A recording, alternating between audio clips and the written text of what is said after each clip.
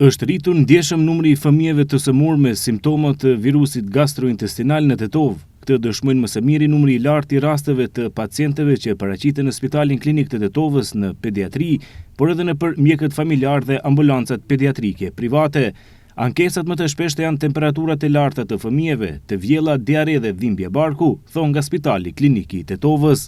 Vetëm gjatë 48 orëve të fundit në Spitalin Klinik të Tetovës janë paraqitur 139 raste të fëmijëve, pjesa dërmuese të cilave me të vjella, diare, dhimbje barku dhe temperaturë të lartë, ndërsa janë bërë 12 pranime vetëm brenda 2 ditëve, thon nga pediatria e Spitalit Klinik të Tetovës.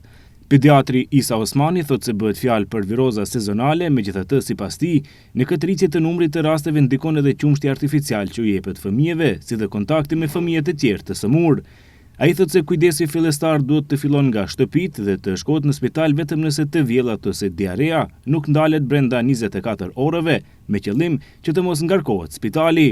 Shumica e rasteve është virozë sezonale, për shkak të temperaturave të larta, mënyrës së ushqimit, përdorje të qumshteve artificiale, të cilat duhen higjenë jashtëzakonisht të madhe për të përgatitur, kontakti në mes të fëmijëve të smundë të shëndosh, shkurja në për lojrat që shkojnë në për komplekse të ndryshme, aty të gjitha janë, këto viroza janë ngjitëse faktikisht, edhe i japën të simptome.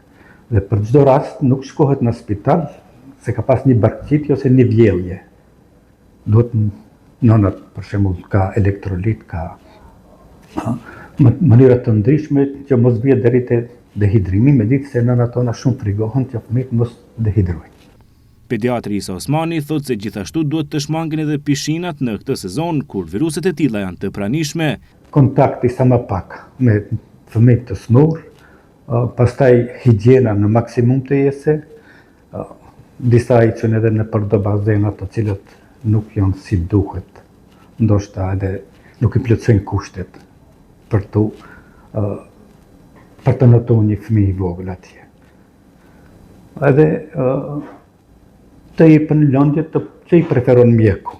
Numri i fëmijëve të sëmurë në këtë periudhë mendohet të jetë edhe më i madh, por shumica kanë shfaqur pasqyrë më të lehtë dhe pas konsultimeve me mjekët familjar, po mjekohen në shtëpi.